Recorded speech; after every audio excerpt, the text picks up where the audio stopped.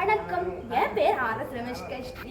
நான் வந்து குமரி அறிவியல் பேரவை விழா வின்னர் நிகழ்ச்சியில் இன்னைக்கு வந்து அந்த ஏஷியன் ஸ்கிரிப்ட் ட்ரைனிங், அதாவது நம்ம பழைய காலத்து அந்த மொழிகளை பற்றி தெரிகிறதுக்காக நாங்கள் வந்து ஒரு திருநந்திக்கரை குகை கோயிலுக்கு வந்திருக்கோம்.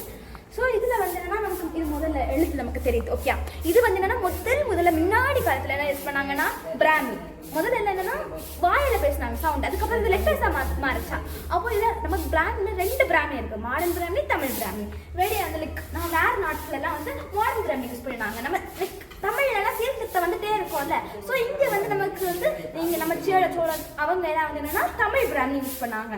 தமிழ் பிராமினா காணா ப்ளஸ் சானா சி மாதிரி போடுறது அப்படி நிறைய இருக்கும். என்னென்ன ஏன்னா ஒரு இந்த சைடு மாதிரி ட்ரையாங்கிள் இப்படி போட்டு நடுவில் ஒரு டாட் வைக்கிறது, அது மாதிரி நிறைய பிராமி எழுத்துக்கள் இருக்கிறது. அப்போ நம்ம இது வந்து என்னன்னா வட்டெழுத்து. இந்த எழுத்து இருக்கிறது எல்லாமே வட்டெழுத்து. வட்டெழுத்துனா பிராமணிக்கு அப்புறம் வந்த எழுத்து.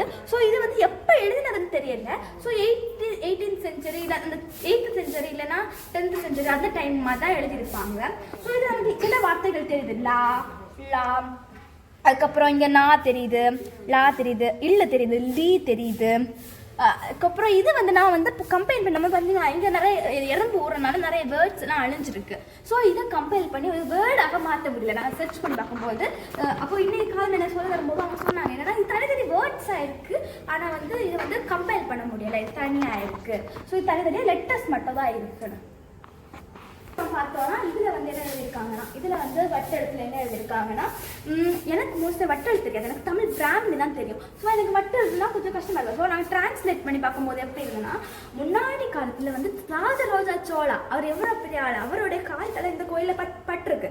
அவருடைய பிறந்தநாள் இப்போ அந்த ஐப்பசி டைமில், அவருடைய பிறந்தநாள் டைமில் அவர் வந்து அவருடைய பிறந்தநாளுக்கு இந்த கோயிலுக்கு முட்டும் அந்த இடம் தெரியும், அந்த இடத்த கிஃப்டாக கொடுத்துருக்காரு.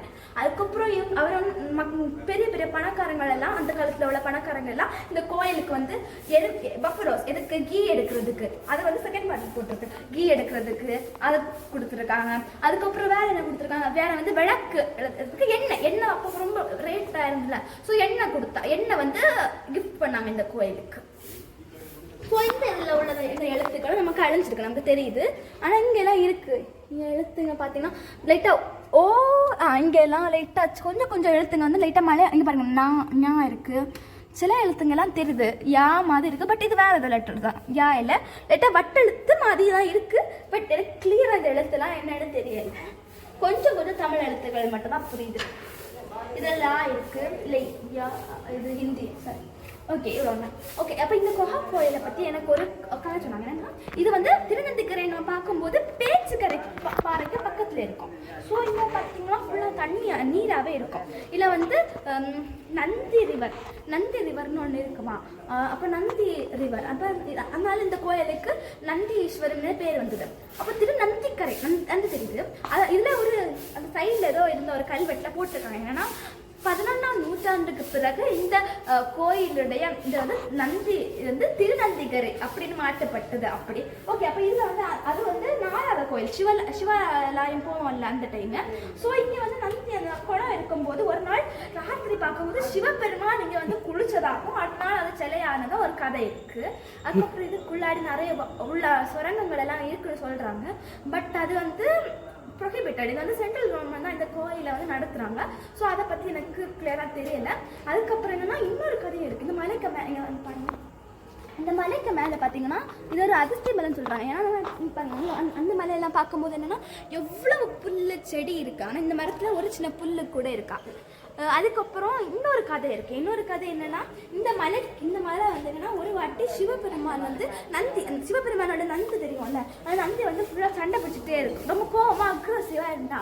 ஸோ அது வந்து அங்கே நின்றுக்கிட்டு இருக்கும். சிவபெருமான் வந்து அவரோட ஒரு கயத்தை போட்டு அந்த நந்தியை கட்டுப்படுத்தி அதை நிற்க வச்சதாட்டும் இந்த மலைக்கு மேலேயும் ஒரு கோயில் இருக்குது. இந்த மலைக்கு மேலே அந்த கயரோட அடையாளம் இருக்குன்னு சொல்கிறாங்க. ஸோ இது உண்மையான கோயில் எனக்கு தெரியல. பட் இதை வந்து எனக்கு இன்னைக்கு காலப்ப சொல்லி தந்தாங்க.